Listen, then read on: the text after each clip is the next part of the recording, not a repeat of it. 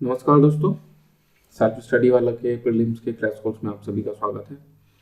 हम कर रहे हैं पॉलिटी। आज हमारा टॉपिक होना है मेकिंग ऑफ इंडियन कॉन्स्टिट्यूशन। इससे पहले हिस्टोरिकल डेवलपमेंट हम पढ़ चुके हैं, है ना। आपने क्लास पढ़नी है और देखनी है, फिर उसके बाद में पीडीएफ अच्छे से पढ़नी है, क्वेश्चन जरूर करने हैं।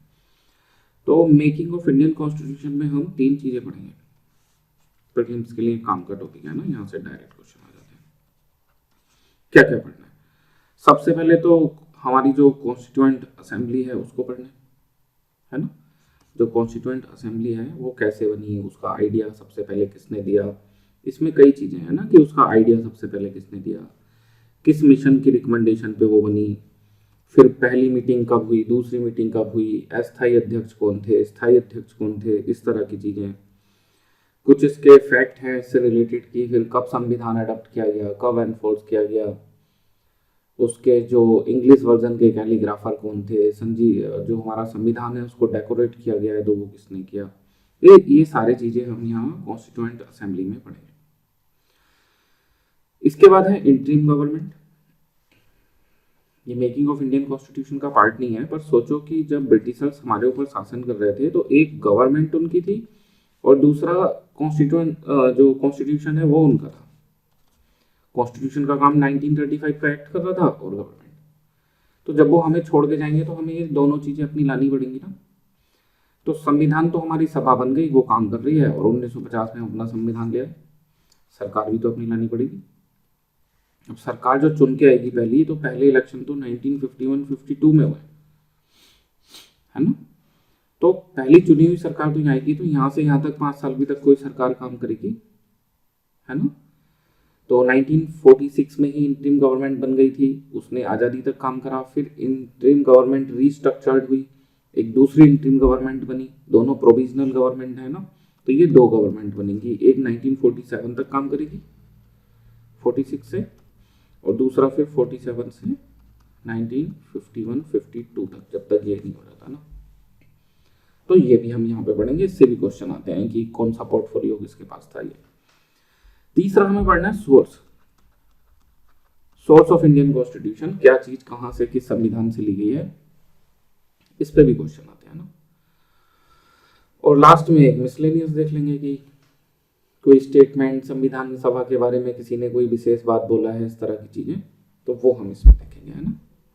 तो बेसिकली ये 3 चीजें हमें पढ़नी है। कॉन्स्टिट्यूएंट असेंबली के बारे में बेसिक बातें, है ना, फिर उसके बाद में इंटरिम गवर्नमेंट के बारे में, और फिर जो इंडियन कॉन्स्टिट्यूशन है उसके सोर्स के बारे में।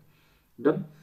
तो सबसे पहले जो हमारी कॉन्स्टिट्यूएंट असेंबली है, हम उसके बारे में देखना शुरू करते हैं।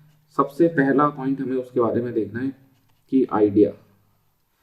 अभी तक जो इंडिया में जो कॉन्स्टिट्यूशन थे जिनसे भारत का शासन चल रहा था, 1935 का हो चाहे 1919 हो चाहे उससे पहले, तो क्या इनको एक कॉन्स्टिट्यूएंट असेंबली ने, संविधान सभा ने बनाया था?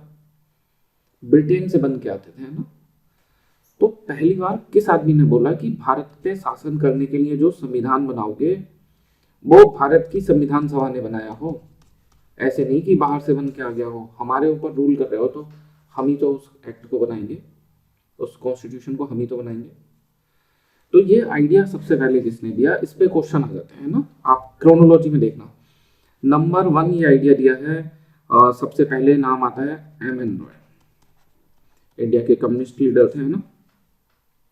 इन्होंने सबसे पहले 1934 में आइडिया दिया कि एक कॉन्स्टिट्यूएंट असेंबली होनी चाहिए और वही भारत का कानून बनाए। ये सबकी बात है जब राउंड टेबल कॉन्फ्रेंस चल रहे थे, मतलब एंड हो चुके थे, और उनकी रिकमेंडेशन पे 1935 का एक्ट आना था, तो उसी बीच में चर्चा हो रही है कि एक कॉन्स्टिट्यूएंट असेंबली के द्वारा ही इंडियन कॉन्स्टिट्यूशन बनना चाहिए। ये तो एक पर्सन है, ये कोई ऐसे ऑफिशियल पार्टी फॉर्मली की किसी पार्टी ने प्रस्ताव पास करा हो, ये फॉर्मल डिक्लेरेशन नहीं है ना। फॉर्मली इसको पहली बार किसने बोला? कांग्रेस से ही अलग होकर बनी थी स्वराज पार्टी, है ना। 1934 में इस पार्टी ने, इस पे क्वेश्चन है आईएएस के पेपर में भी, पिछली बार भी आया ना। तो 1934 में इस स्वराज पार्टी ने फॉर्मली डिमांड की कॉन्स्टिट्यूएंट असेंबली की कि एक कॉन्स्टिट्यूएंट असेंबली होनी चाहिए, है ना। तो ये अपनी एक कॉन्फ्रेंस में इस बात की डिमांड करते हैं कि एक कॉन्स्टिट्यूएंट असेंबली होनी चाहिए। तो फॉर्मली इन्होंने फर्स्ट टाइम करा है। फिर इंडियन नेशनल कांग्रेस, उस समय की मेन पार्टी है ना, आईएनसी ने कब किया? आईएनसी ने 1935 में 1935 में इन्होंने ऑफिशियली डिमांड की कि एक कॉन्स्टिट्यूएंट असेंबली बननी चाहिए। इसके बाद और क्रोनोलॉजी में किसके नाम आते हैं, इन सब पे क्वेश्चन आए हुए हैं, ध्यान रखना। इसके बाद नाम आता है जवाहरलाल नेहरू का, 1938। इनका नाम आएगा तो क्यों आएगा, इन्होंने क्या ऐसी नई डिमांड कर दी? इन्होंने बोला कि कॉन्स्टिट्यूएंट असेंबली बननी चाहिए, और वो कॉन्स्टिट्यूएंट असेंबली भारत की जनता ने यूनिवर्सल एडल्ट फ्रेंचाइज से चुनी होनी चाहिए। भारत की जनता के द्वारा सार्वभौमिक वयस्क मताधिकार के हिसाब से चुनी हुई संविधान सभा। एक एक स्टेप आगे जा रहे हैं ना। एम एन रॉय ने सबसे पहले आइडिया दिया है। फॉर्मली उसको स्वराज पार्टी ने 1934 में बोला है। उसके बाद इंडियन नेशनल कांग्रेस ने 1935 से डिमांड किया, और उनके लीडर इंडियन नेशनल कांग्रेस में एक लीडर जवाहरलाल नेहरू, उन्होंने 1938 में बोला कि भाई यूनिवर्सल एडल्ट फ्रेंचाइज। इसके बाद 1939 महात्मा गांधी, 1939 इन्होंने क्या स्पेशल बोला? उन्होंने बोला कि एक ऐसा संविधान जो हमारे देश के लोगों को रिप्रेजेंट करता हो, जो इंडिजीनियस हो, ऐसा संविधान केवल और केवल संविधान सभा ही बना सकती है। डन? कि हमारी संविधान सभा के द्वारा बनाया गया संविधान ही हमारे लोगों की जो ट्रू विल है उसको रिप्रेजेंट करता है। तो ये महात्मा गांधी ने बोला, ठीक, कि लोगों की जो ट्रू विल है वो रिप्रेजेंट होती है संविधान से केवल तभी जब संविधान सभा ने संविधान बनाया। तो कॉन्स्टिट्यूएंट असेंबली में पहली चीज आइडिया हमने समझ लिया। 4-5 बातें इसमें याद रखनी है। M N Roy, Swaraj party, INC, Jawaharlal Nehru universal adult franchise and Mahatma Gandhi true will of people. Clear? Question इससे क्या आए हुए हैं वो आप कर लेना, फाइल में दिए हुए हैं वो, है ना। अब जो पहला टॉपिक है हमारा कॉन्स्टिट्यूएंट असेंबली, उसमें कॉन्स्टिट्यूएंट असेंबली में नंबर 1 तो हमने पढ़ लिया आइडिया, उसमें क्या क्या फैक्ट याद रखने हैं वो हमने देख लिया। दूसरे नंबर पे पढ़ना है हमें इसका फॉर्मेशन, कि कब बनी, कैसे बनी, किसके रिकमेंडेशन पे बनी, ये सब चीजें हमें पढ़नी है इसके बारे में, है ना। अच्छा, एक और आप सीक्वेंस देख लो। पिछले वाले में हम महात्मा गांधी तक चले गए थे, एम एन रॉय हमने देखे, फिर उसके बाद में हमने स्वराज पार्टी देखी, फिर हमने देखा आईएनसी, फिर हमने देखे जवाहरलाल नेहरू, फिर हमने देखा महात्मा गांधी, उन्होंने कुछ बोला। आप इसमें भी कर सकते हो। ये तो हम लोग डिमांड कर रहे हैं कि भाई ये कॉन्स्टिट्यूएंट असेंबली होनी चाहिए। उस समय तो हम पे अंग्रेजों का शासन है, वो मानेंगे तो होगी, नहीं मानेंगे तो नहीं होगी। तो अंग्रेजों ने कब माना कि एक चुनी हुई संविधान सभा होगी, है ना, तो 1942 में। जो 1942 में क्रिप्स मिशन है, उसने पहली बार ये माना कि एक संविधान सभा होगी। उसने प्रपोज्ड की कि एक संविधान सभा होगी, और वो partially nominated and partially elected होगी। जो ब्रिटिश प्रोविंस के लोग होंगे वो इनडायरेक्ट इलेक्शन से, जो प्रोविंशियल लेजिस्लेचर है वहां से चुने जाएंगे, और जो प्रिंसली स्टेट हैं उनके लोग नॉमिनेटेड होंगे। तो सेम यही बात तो कैबिनेट मिशन ने 1946 में बताई थी। तो आपके दिमाग में ये आ रहा होगा कि जब 1946 में जो कैबिनेट मिशन ने बताया, अगर वही क्रिप्स मिशन ने 1942 में बोला था कि एक कॉन्स्टिट्यूएंट असेंबली होगी और वो पार्शियली नॉमिनेटेड पार्शियली इलेक्टेड होगी, हमारी वाली जो बनी बाद में कैबिनेट मिशन से, वो पार्शियली नॉमिनेटेड पार्शियली इलेक्टेड ही थी। तो हमने क्यों नहीं माना क्रिप्स मिशन की बात को? 2-3 बातें थी। एक तो ये फ्यूचर का प्लान था, इसने बोला कि जो भी होगा वर्ल्ड वार 2 के बाद होगा। वर्ल्ड वार 2 के बाद ब्रिटेन का शासन रहेगा नहीं रहेगा, इंटरनेशनल लेवल पे वो हार तो नहीं जाएगा, उस समय किसको पता, है ना। तो एक तो ये था कि ये फ्यूचर का प्रस्ताव था। दूसरा, इसकी जो एक खराब बात थी वो ये थी कि इसने बोला कि जो ग्रुप कॉन्स्टिट्यूएंट असेंबली बनेगी, जो ग्रुप उसमें शामिल नहीं होंगे उन पे वो संविधान लागू नहीं होगा। तो ये तो पाकिस्तान का इन्विटेशन था सीधे सीधे, कि जो लोग अलग पाकिस्तान चाहते हैं वो इसमें शामिल ना हो, वो अपना संविधान खुद से बना लें। एक इसमें और अलग गलत बात ये भी थी, उन्होंने बोला कि वो अपना संविधान खुद से बना लें या वो ब्रिटिश गवर्नमेंट के बाद साथ एक डायरेक्ट कॉन्टेक्ट में आ जाएं, एक कॉन्ट्रैक्ट साइन कर लें जैसे प्रिंसली स्टेट ने कर रखा है ना। तो उस वजह से इसको नहीं माना गया। तो ये आइडिया के लेवल पे हमने देख लिया, 6-7 बातें आपने याद रखनी है। MN Roy, Swaraj party, INC, Jawaharlal Nehru, Mahatma Gandhi, फिर क्रिप्स मिशन, फिर कैबिनेट मिशन से हमारी संविधान सभा बन गई। इससे तो बनी है तो ये आगे हमें फॉर्मेशन में पढ़ना ही है। डन। तो हमने ये देख लिया कि इसका आइडिया। डन। अब हमें देखना है इसका फॉर्मेशन नंबर 2 पे। चलो फॉर्मेशन देखते हैं। फॉर्मेशन में हमें पता चल गया कि कौन से मिशन से बनी है, इतना तो आपको आइडिया लग ही गया होगा ना। कैबिनेट मिशन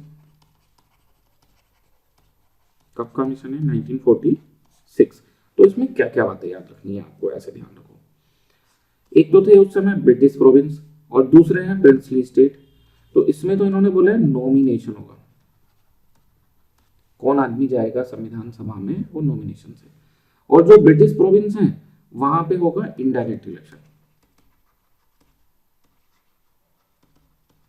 इनडायरेक्ट इलेक्शन होता है तो एक ग्रुप वोट डालता है, तो वो ग्रुप कौन है? Provincial legislature. प्रोविंस का जो लेजिस्लेचर है वो इसमें वोट डालेगा। इनडायरेक्ट इलेक्शन जहां जहां भी होता है आप वहां पे कुछ बातें याद रखेंगे। Proportional representation and single transferable vote, यानी कि अनुपातिक प्रतिनिधित्व और एकल हस्तांतरणीय मत। तो इस आधार पे प्रोविंशियल लेजिस्लेचर ने ब्रिटिश प्रोविंस वाले लोगों को चुना, इतना हम याद रखेंगे, है ना। दूसरा, क्या कुछ सीटें रिजर्व की गई थी? पहला पॉइंट पता चल गया कैबिनेट मिशन से हमें फॉर्मेशन में क्या क्या हुआ। दूसरा, क्या सीट रिजर्व थी? इधर कोई सीट रिजर्व नहीं थी प्रिंसली स्टेट में। लेकिन जो ब्रिटिश प्रोविंस वाली सीटें थी उन्हें 3 कैटेगरी में कैटेगराइज करा गया था। एक कैटेगरी थी मुस्लिम, दूसरी कैटेगरी थी सिख और तीसरी कैटेगरी थी जनरल। तो बाकी जितनी भी कैटेगरी हैं, हिंदू, मुस्लिम और सिख को छोड़ के, वो सब किसमें आ रहे थे? जनरल। 2 बातें पता चल गई। ब्रिटिश प्रोविंस वाली सीटें जो हैं वो इस तरह से की गई थी, कैटेगराइज की गई थी, और ये इनडायरेक्ट इलेक्टेड होनी थी। प्रिंसली स्टेट वाली नॉमिनेटेड होनी थी। इससे अलग आप क्या ध्यान रखेंगे, ये जो सीटें दी गई थी, है ना, टोटल 389 सीट थी। नंबर इतने काम का नहीं है। ब्रिटिश प्रोविंस को मिलनी थी 296 एंड प्रिंसली स्टेट की 93 सीट, है ना। तो ये सीटों का विभाजन की किसको कितनी सीट मिलेंगी वो जनसंख्या के आधार पर किया गया था। और इसको आप ध्यान रखना, प्रति 10 लाख पर 1 सीट दी गई थी। 1 मिलियन पे 1 सीट, है ना। तो ये तीसरा फैक्ट हमें पता चल गया, 1 मिलियन पे 1 seat. Muslim, Sikh and general में कैटेगराइजेशन, ब्रिटिश प्रोविंस का इनडायरेक्ट इलेक्शन होना एंड प्रिंसली स्टेट का नॉमिनेशन होना। 3 बातें पता चल गई हमें फॉर्मेशन में, है ना। इसके बाद और देखते हैं, देखिए और क्या पॉइंट इसमें हो सकता है। इन ग्राउंड पे हमारी जो कॉन्स्टिट्यूएंट असेंबली है वो बनी। तो हमें ये पता चल गया यहाँ से कि पार्शियली इलेक्टेड थी एंड पार्शियली नॉमिनेटेड थी, है ना। ठीक। इसके जो इलेक्शन हुए वो मई 1946 में कैबिनेट मिशन ने इसको रिकमेंड किया। इसके इलेक्शन हुए जुलाई अगस्त में। ये डेट काम की नहीं है, क्यों बता रहे हैं अभी समझ में आ जाएगा। फिर ये चुनी गई, यानी कि ऑफिशियली स्टेब्लिश हुई 6 दिसंबर को 1946, और इसकी जो फर्स्ट मीटिंग होती है वो होती है 9 दिसंबर को। ये चीजें आपके काम की हैं। फिर 6 दिसंबर 9 दिसंबर, है ना, इसकी फर्स्ट मीटिंग एंड दिस। तो संविधान सभा कैसे बनी, ये जो हमने अभी 5-6 फैक्ट देखे हैं, इन्हीं पे आपको अच्छे खासे, ज्यादा भी नहीं तो 8-10 PYQ मिल जाएंगे, आप इन्हें कर लेना। 2 बातें हमने कॉन्स्टिट्यूएंट असेंबली के बारे में देख ली। Number 1 idea, number 2 formation. अब इसकी मीटिंग में कई सारे फैक्ट हैं, उनसे क्वेश्चन आता है। क्रोनोलॉजी के हिसाब से हम चल रहे हैं, तो हम देखेंगे इसकी मीटिंग। तो शुरू वाली मीटिंग 6 दिसंबर को, मतलब कि ये एस्टेब्लिश हो गई। 9 दिसंबर को मीटिंग हुई, 10 को हुई, 11 को हुई, 12 को हुई, 13 को हुई, है ना। ये मीटिंग हुई है। इसमें जो ये वाली मीटिंग है, पहली मीटिंग, दूसरी मीटिंग, तीसरी मीटिंग और 5वीं मीटिंग, सेशन चलते थे, जैसे भी पार्लियामेंट के सेशन चलते हैं ना, तो ये सब पहला सेशन चल रहा है, first session of constituent assembly, और उसमें कई सारी मीटिंग हो रही है, first meeting, second meeting, third meeting. ये कैसे काम आएगा अभी आप समझ जाओगे। तो 9 दिसंबर वाली जो पहली मीटिंग थी उसमें क्या क्या हुआ। एक तो पहली मीटिंग है तो कोई पहला बंदा बोलेगा, तो ये भी क्वेश्चन आ जाता है कि पहला बंदा कौन है जिसने कॉन्स्टिट्यूएंट असेंबली को जो एड्रेस किया, है ना। तो आप नाम याद रखेंगे, आचार्य JB कृपलानी। आचार्य JB कृपलानी ये पहले व्यक्ति थे जिन्होंने संविधान सभा को संबोधित किया, एड्रेस किया। दूसरा, अब मीटिंग होगी तो उसका कोई अध्यक्ष भी होगा, तो इन्होंने एक टेम्पररी प्रेसिडेंट चुने, चेयरमैन भी बोल सकते हैं, प्रेसिडेंट भी बोल सकते हैं, टेम्पररी प्रेसिडेंट सच्चिदानंद सिन्हा, है ना, इनके नाम आप याद रखेंगे, सच्चिदानंद सिन्हा टेम्पररी प्रेसिडेंट है जो चुने गए, अस्थायी अध्यक्ष। एक टेम्पररी वाइस प्रेसिडेंट भी चुने गए, कुछ स्टेट PCS में वाइस प्रेसिडेंट भी पूछ लिए, लोग प्रेसिडेंट याद करते रह जाते हैं। तो टेम्पररी वाइस प्रेसिडेंट जो है वो नॉमिनेट करे हैं सच्चिदानंद सिन्हा ने, वो है फ्रैंक एंथनी।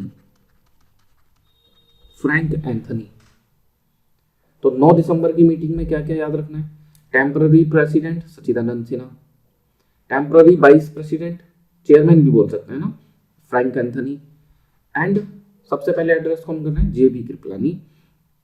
और मुस्लिम लीग ने इसमें भाग नहीं लिया और प्रिंसली स्टेट ने भाग नहीं लिया।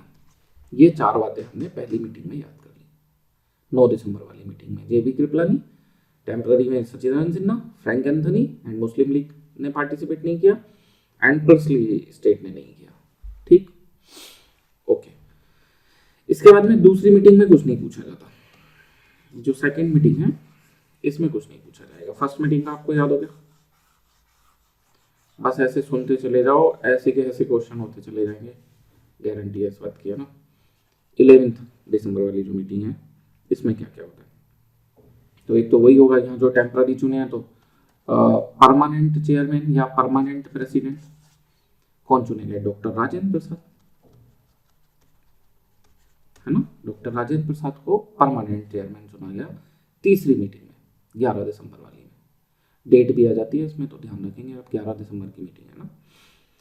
और इसमें जो दूसरा काम हो रहा है आपके दिमाग में आना चाहिए, फिर जब हमने बोला स्टेट PCS वाइस प्रेसिडेंट भी पूछ लेता है, तो temporary vice president Frank Anthony को हटा के कोई परमानेंट वाइस प्रेसिडेंट भी तो चुने गए होंगे। तो वो जो वाइस प्रेसिडेंट चुने गए परमानेंट, वो है SC मुखर्जी। SC मुखर्जी को वाइस प्रेसिडेंट चुना गया। और बड़ा इंटरेस्टिंग फैक्ट है यहाँ पे, इस पे क्वेश्चन बना नहीं है लेकिन बन सकता है।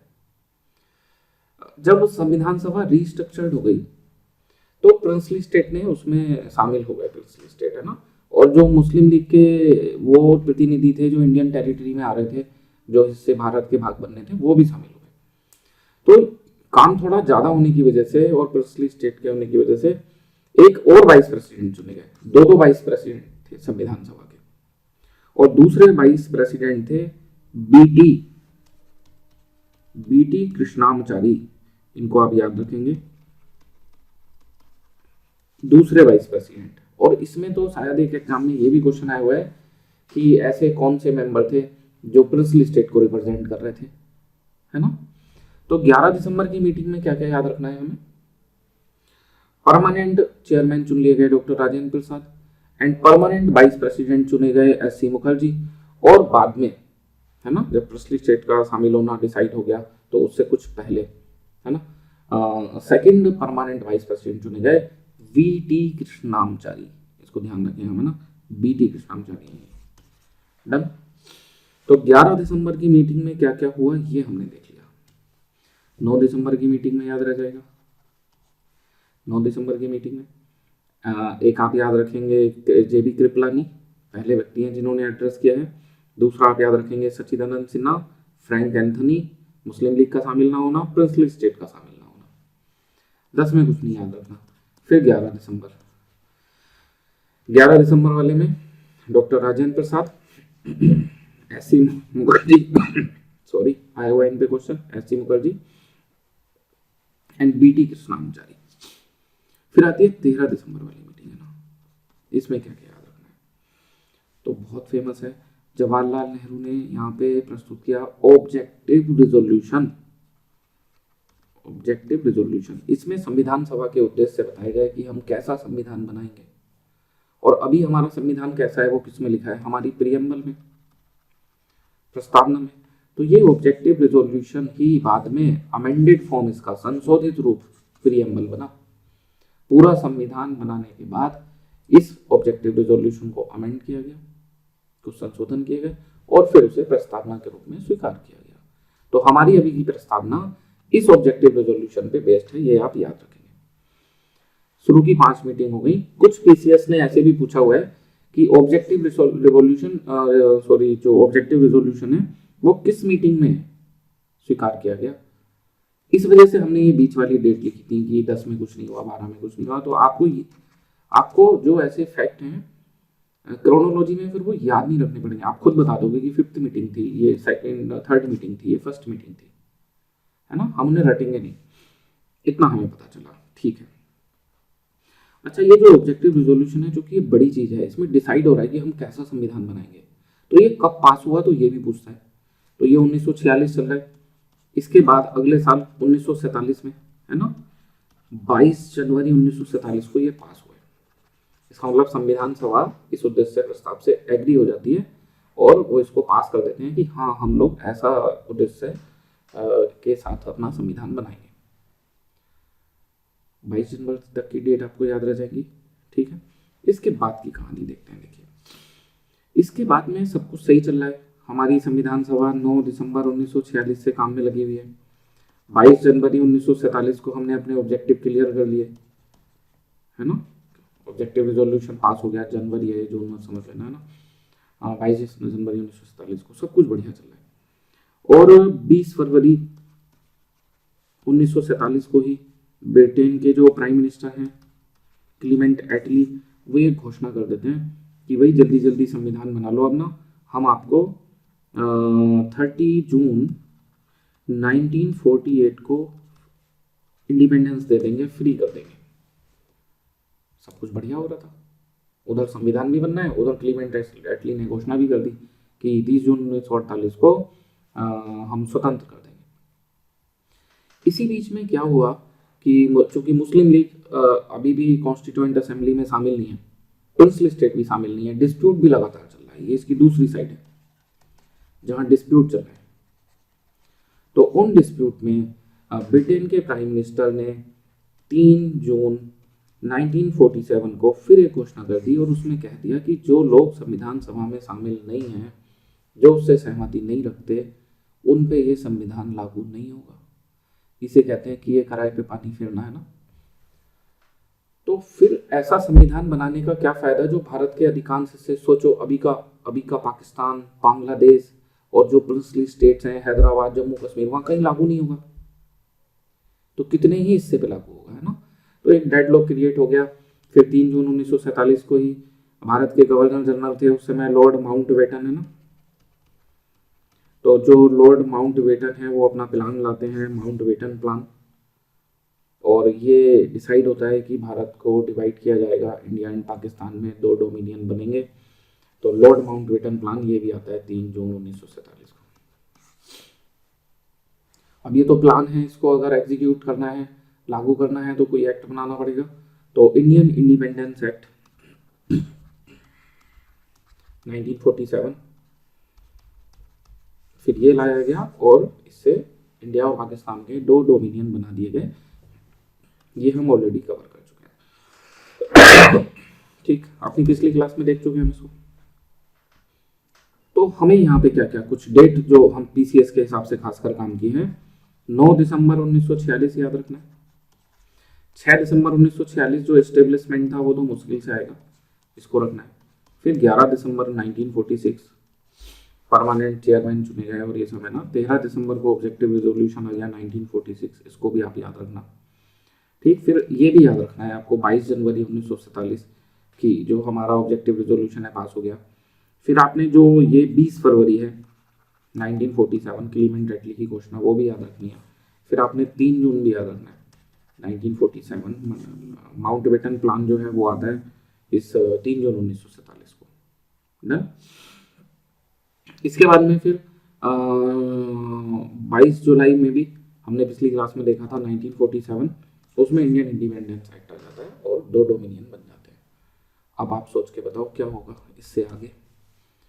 जब 2 डोमिनियन बनेंगे तो जो हमारी कॉन्स्टिट्यूएंट असेंबली है और जो इंटरिम गवर्नमेंट 1946 में ही बनी है, ये भी और ये भी 1946 में बनी है, और 47 में डिसाइड हो गया कि एक नहीं 2 देश होंगे, तो इनका भी तो फिर बाइफर्केशन होगा, है ना।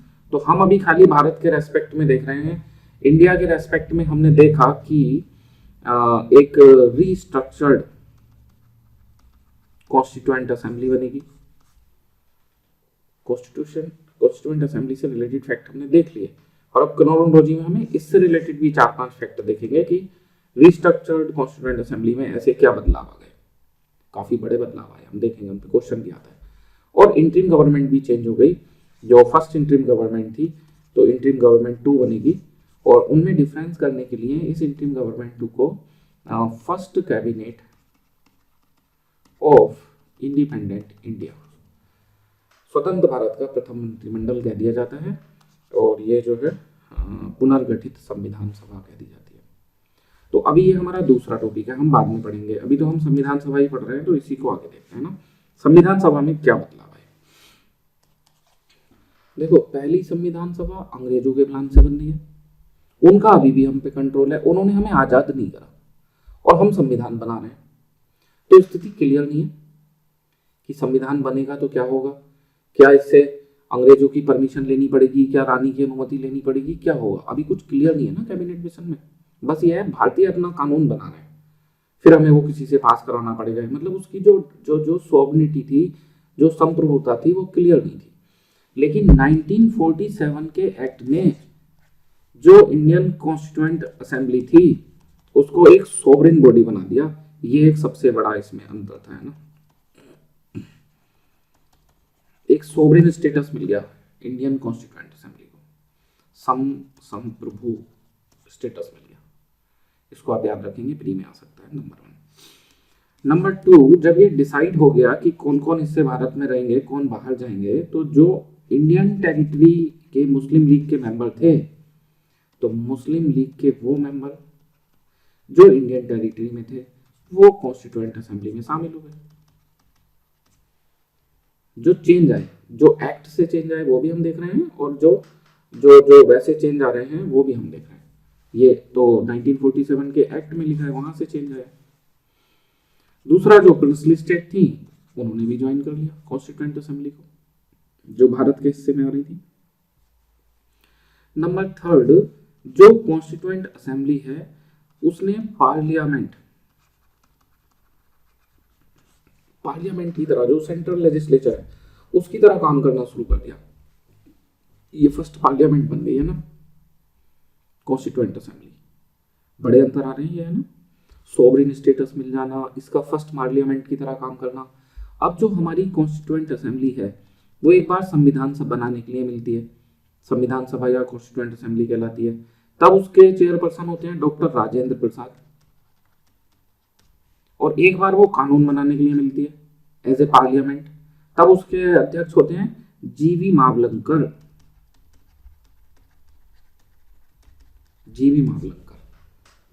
ठीक, जीवी मावलंकर बाद में पहली लोकसभा जो 51-52 में बनेगी उसके भी लोकसभा अध्यक्ष थे। और डॉक्टर राजेंद्र प्रसाद भारत के बाद में पहले राष्ट्रपति भी बने, जब संविधान सभा की लास्ट तारीख थी 24 जनवरी 1950। संविधान सभा अंतिम बार इस डेट को मिली, तो उन्होंने प्रेसिडेंट को, डॉक्टर राजेंद्र प्रसाद को भारत का पहला राष्ट्रपति चुना।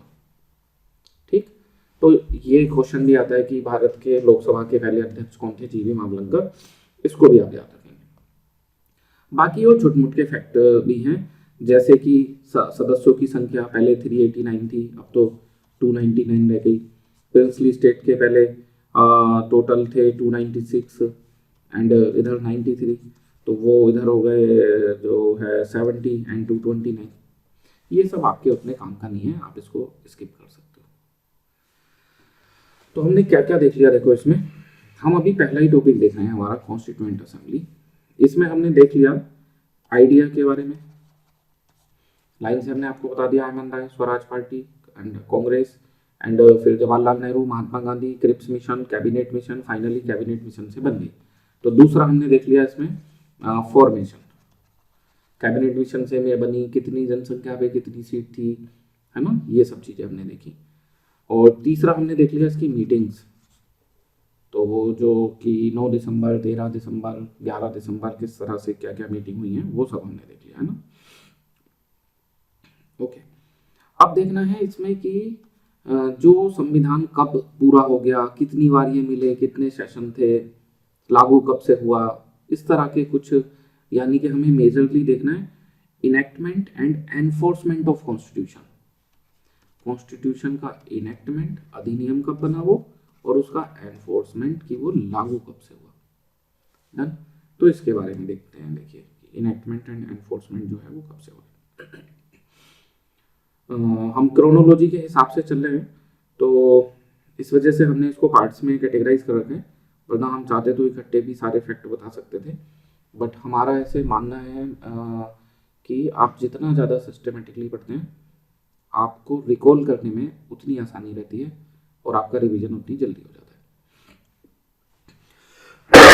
है। देखिए 9 दिसंबर को पहली मीटिंग हुई थी 1946 और 24 जनवरी 1950 को लास्ट मीटिंग हुई थी, और ये सिंगल मीटिंग थी। ये वाली जो मीटिंग होती थी ग्रुप में होती थी, कि सेशन 1 चल रहा है उसमें 20-25 बार मीटिंग हुई, फिर सेशन 2 चल रहा है फिर उसमें 20-25 बार, तो ऐसे करके टोटल कितने सेशन हुए, 11। आप याद रखेंगे टोटल सत्र या सेशन कितने थे संविधान सभा के, 11, है ना। इसको सत्र में काउंट नहीं करते, इसको हटा के 11 है, ये सत्र है नहीं, ये तो लास्ट मीटिंग है ना, क्यों हुई लास्ट बार, क्यों मिले, ये सब भी समझेंगे अभी, है ना। तो पहली बात आपको याद होगी कि लोक कॉन्स्टिट्यूएंट असेंबली के कितने सेशन हुए, 11। दूसरा, कितने दिन में कितने समय में संविधान बना, तो आप याद रखेंगे total 2 years 11 month and 18 days। UPSC के हिसाब से उतना मे बी फैक्ट रिलेवेंट नहीं है, बट पीसीएस में ये पूछा जाता है, तो आप इसको पीसीएस के हिसाब से ध्यान रखेंगे। 2 years 11 month एंड 18 days। और कभी कभी यूपीएससी भी बड़े सही फैक्ट पूछता है, तो आप ऐसे गारंटी नहीं ले सकते हैं ना कि यूपीएससी फैक्ट नहीं पूछेगा। तीसरा कि ओवरऑल डेज कितने थे, 2 साल 11 महीने तो वो लगातार थोड़े ना काम कर रहे थे, सेशन हो रहे थे, उसमें सेशन 1 20-25 दिन इसमें मिले होंगे। ये तो वो पीरियड है जिसमें कि वो 11 सेशन और सारी चीजें हो रही है ना, इसमें लास्ट वाला डे जो है वो भी जो है शामिल है। तो सब सत्र में मिला के 166 दिन, इतने दिन कॉन्स्टिट्यूएंट असेंबली की मीटिंग हुई है, और इसमें लास्ट वाली मीटिंग 11वें सत्र से अलग जो 24 जनवरी को हुई है वो भी शामिल है 166 डेज में, है ना।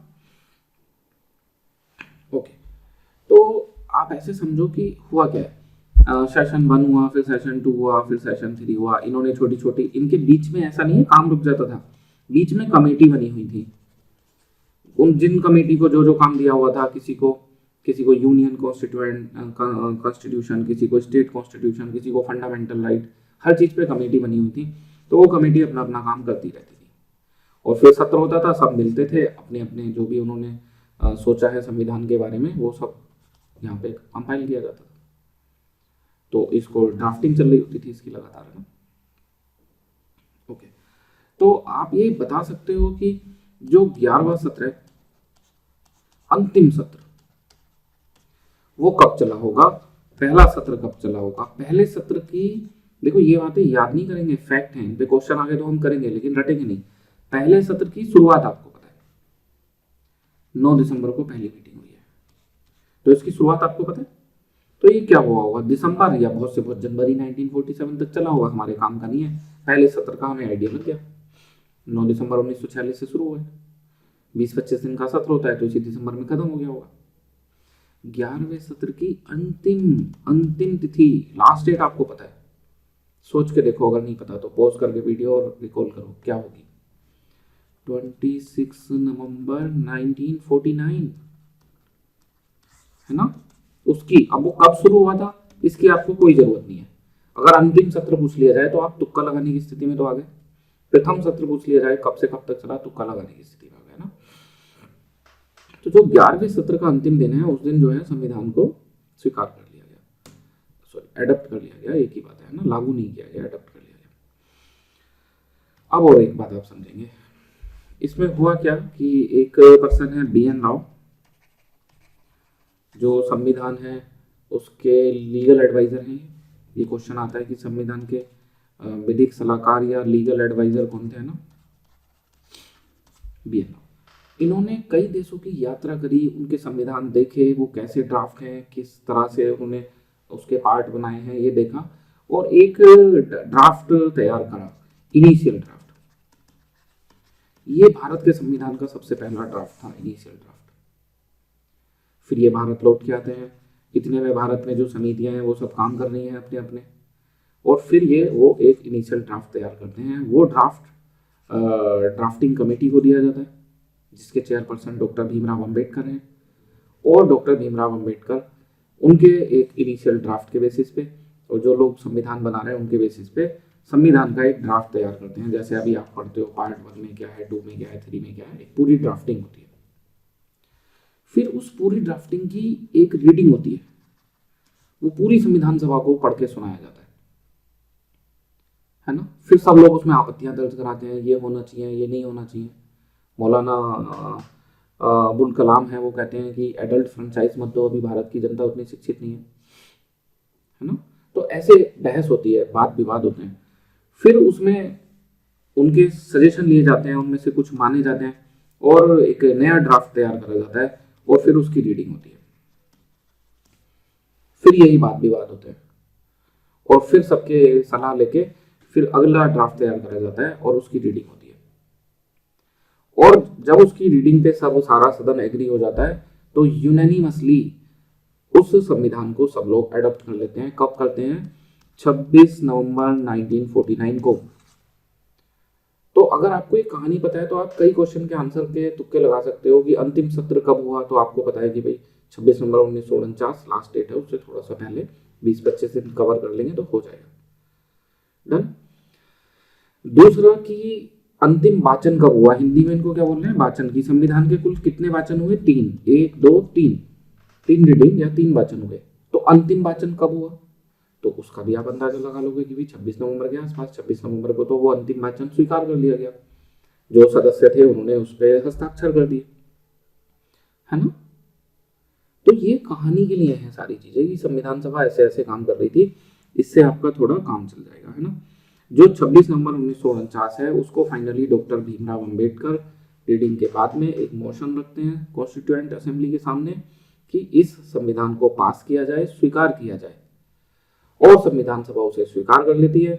जो टोटल मेंबर थे 299 उस समय उपस्थित थे 284। पीसीएस जैसे एग्जाम में ये नंबर भी काम आ सकता है।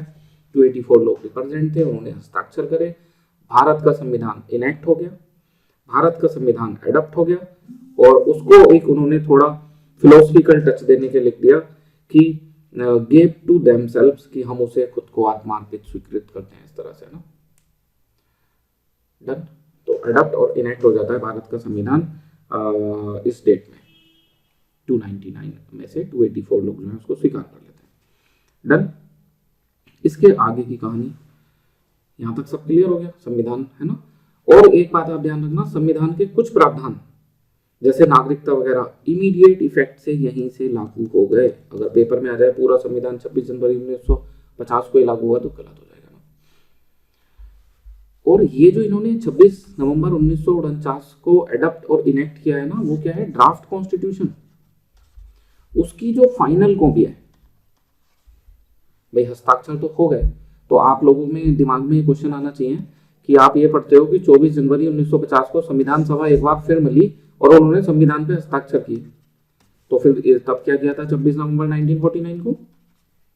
यहां भी किए थे। वो क्या था? Draft constitution. वो ड्राफ्ट फाइनल हो गया था, है ना। और यहाँ पे संविधान की जो फाइनल कॉपी है उस पर हस्ताक्षर 24 जनवरी 1950 को किए गए। ठीक, और 26 जनवरी 1950 से हमारा संविधान लागू हो गया। अब यहाँ दो बातें समझनी है, ये मतलब याद रखनी है। एक ये वाली डेट 26 नवंबर 1949, इसको कॉन्स्टिट्यूशन डे या संविधान दिवस के तौर पे मनाया जाता है। कब से मनाया जाता है? तो पहले से नहीं मनाते, अभी 2014 से मनाना शुरू करा है, 2014 से संविधान दिवस के तौर पे।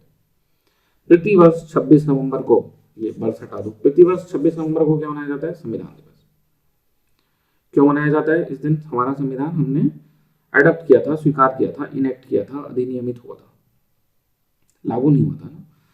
26 जनवरी 1950, इस दिन हमारा संविधान लागू हो गया। तो 26 जनवरी को हर साल मनाया जाता है रिपब्लिक डे। क्यों? क्योंकि हमारे संविधान की प्रस्तावना में लिखा है कि India is a sovereign secular socialist democratic Republic. हम इस डेट को क्या बन गए? रिपब्लिक। याद करो, पिछली क्लास में बताया था 1947 15 अगस्त 1947 तक हम क्या थे? एक मतलब कॉलोनियल स्टेट थे, कॉलोनियल स्टेट, औपनिवेशिक राज्य। और यहां से लेके जब तक संविधान लागू नहीं हो गया 26 जनवरी 1950 तक हम क्या थे? डोमिनियन स्टेटस था हमारा, हम अधिराज्य थे। जब हमारा संविधान लागू हो गया तब हम बन गए रिपब्लिक, और इंडिया को लिखा जाता है रिपब्लिक ऑफ इंडिया, जो हमारी पॉलिटी को दिखाता है, रिपब्लिक ऑफ इंडिया। डन, यहां तक की कहानी हमें पता चल गई। ठीक, और कुछ इसमें सुटमुट के फैक्ट हैं कि टोटल एक्सपेंडिचर जो है वो 64 लाख का आया। एक क्वेश्चन का आंसर करना और रह गया, 26 जनवरी का इंतजार क्यों किया गया? ड्राफ्ट कॉन्स्टिट्यूशन पे तो 26 नवंबर के बाद कभी भी हस्ताक्षर हो सकते थे फाइनल पे, है ना। तो चूंकि 1930 से प्रतिवर्ष 26 जनवरी को पूर्ण स्वराज दिवस के तौर पे मनाते थे। भारतीयों से अपील की गई थी कि आप खुद को स्वतंत्र मानना शुरू कर दो और स्वतंत्रता का दिवस मनाना शुरू कर दो, पूर्ण स्वराज दिवस मनाना शुरू कर दो। लेकिन स्वतंत्रता तो फिर 15 अगस्त 1947 को मिली। तो इस दिन का चूंकि ऐतिहासिक महत्व था, इसलिए इस दिन को चुना गया। डन। अब कुछ फैक्ट हैं इसके अलावा। संविधान सभा ने और कुछ कुछ काम करे हैं, जैसे पूछा जाता है कि संविधान सभा ने फ्लैग कब चुना? जो हमारा अभी नेशनल फ्लैग है, संविधान सभा ने एडॉप्ट किया है, चुना है उसको। और जो हमारा नेशनल एंथम है वो हमने कब चुना? नेशनल सॉन्ग कब चुना, है ना। तो इसे हम याद करने का आपको थोड़ा सा तरीका बता दें, ये बस मेथड्स हैं, है ना, ये कोई सच्ची कहानियां नहीं है। तो कि जैसे देश आजाद हुआ तो उस समय पूरे देश में कम्युनल वायलेंस है, तो ये जो गाना है या जो है ना, ये तो सॉन्ग ही तरह से है, नेशनल एंथम एंड सॉन्ग, ये हमने नहीं गाए, नहीं अडॉप्ट करा। लेकिन देश आजाद हो गया, अंग्रेजों का झंडा हटेगा, हमारा झंडा लहरेगा, तो झंडा तो जरूरी होगा। तो ये तो देश आजाद होने से पहले पहले झंडा चुन लिया गया होगा। तो ये हमने 22 जुलाई 1947, देश आजाद होने से लगभग एक महीने पहले, 15 अगस्त 1947 को देश आजाद होता है, उससे लगभग 15 दिन पहले 22 जुलाई 1947 को हमने कर लिया। डन। और ये हमने कब चुने हैं? अंतिम मीटिंग, जब हमें अंतिम मीटिंग की डेट याद है, समझे, इंटरलिंकिंग आपको समझाते हैं। तो हम इनकी डेट अलग से क्यों याद करें, है ना, हम क्यों याद करें कि इनको 24 जनवरी 1905 को करा गया, 24 जनवरी 1905 और फिर कंफ्यूज है। हम तो ये याद करेंगे कि नेशनल एंथम, नेशनल सॉन्ग को अंतिम मीटिंग में जो है वो चुना गया, स्वीकार किया गया। समझ गए ना? ऐसे आपने करना है कि जब एक पुख्ता जानकारी आपके पास है तो बाकी जानकारी को उससे जोड़, कभी नहीं भूलोगे, यकीन मानो, है ना। कुछ और फैक्ट, जो हमारे कॉन्स्टिट्यूशनल एडवाइजर थे, संवैधानिक सलाहकार BN राव बता चुके हैं ऑलरेडी, है ना। जो संविधान सभा ने सील के तौर पे यूज करा, बाद में तो अशोक को चुना गया, तो संविधान ने जिसको सिंबल या सील के तौर पे यूज करा था वो भी एलिफेंट को किया था, तो ये भी आप याद रखेंगे। डन। जो जैसे नेता लोग हैं वो तो संविधान बना रहे हैं, तो उन्हें कुछ सेक्रेटरी लगेंगे, है ना, मदद के लिए। तो जो जो जो जो सेक्रेटरी हैं संविधान सभा के, उनके अंडर में और भी लोग काम कर रहे हैं, उनका नाम भी PCS में पूछा जा सकता है। तो आप याद रखेंगे HVR अयंगर, है ना, HBR आयंगर, ये जो है वो सचिव थे संविधान सभा के। ओके, अब यहां से कुछ कंफ्यूजन वाली चीज जहां गलती कर सकते हैं लोग। अगर हम आपसे पूछें कि संविधान का चीफ ड्राफ्ट्समैन कौन था, चीफ ड्राफ्ट्समैन, तो ज्यादातर लोग बताएंगे भीमराव अंबेडकर, है ना। आप ध्यान रखना, जो चीफ ड्राफ्ट्समैन हैं कॉन्स्टिट्यूएंट असेंबली के, वो हैं एस.एन. मुखर्जी, एस.एन. मुखर्जी। अगर किसी से पूछें कि जो इनिशियल ड्राफ्ट था वो किसने तैयार किया, तो आप लोगों को तो कहानी पता है, तो आप बता दोगे कि B.N. राव ने, वरना इसमें भी लोग लगाएंगे डॉक्टर अंबेडकर। और ये आए हुए क्वेश्चन है ऑलरेडी पेपर में, है ना, आप क्वेश्चन करना तो आपको मिलेंगे। फिर डॉक्टर अंबेडकर को क्या बोलेंगे, ड्राफ्ट्समैन तो हमने एस.एन. मुखर्जी को बोल दिया, इनिशियल ड्राफ्ट B.N. राव ने कर दिया, उनको बोलते हैं chief architecture. Okay, chief architect कौन थे संविधान के, भीमराव अंबेडकर। तो ये बात आप याद रखेंगे। एंड डॉक्टर भीमराव अंबेडकर को फादर ऑफ इंडियन कॉन्स्टिट्यूशन भी कहा जाता है, क्योंकि उन्होंने जो भी लोगों ने संविधान तैयार किया उसको ड्राफ्ट किया और बहुत अच्छे से कंपाइल किया। जो चैप्टर वाइज कलेक्शन आप सब देखते हो, तो उनका काफी बड़ा योगदान उसमें था। और इसी वजह से उनको मॉडर्न मनु का टाइटल भी दिया जाता है कि who is the modern Manu, then Bhimrao Ambedkar. ये और बात है कि वो मनुस्मृति को पसंद नहीं करते थे, और संविधान बनाने के बाद भी लोगों ने उनको मॉडर्न मनु का टाइटल दिया है। तो इससे हमारा कोई लेना देना नहीं, हमें तो हमारे पेपर के हिसाब से फैक्ट याद करने हैं। तो who is the modern Manu, doctor Bhimrao Ambedkar, and who is the chief architecture, doctor Bhimrao Ambedkar. Done. इसके बाद और क्या क्वेश्चन आ जाते हैं, खासकर PCS के एग्जाम में और जो छोटे एग्जाम कुछ हैं उनमें। उसमें क्वेश्चन आता है कि भारतीय संविधान का कैलीग्राफर कौन है।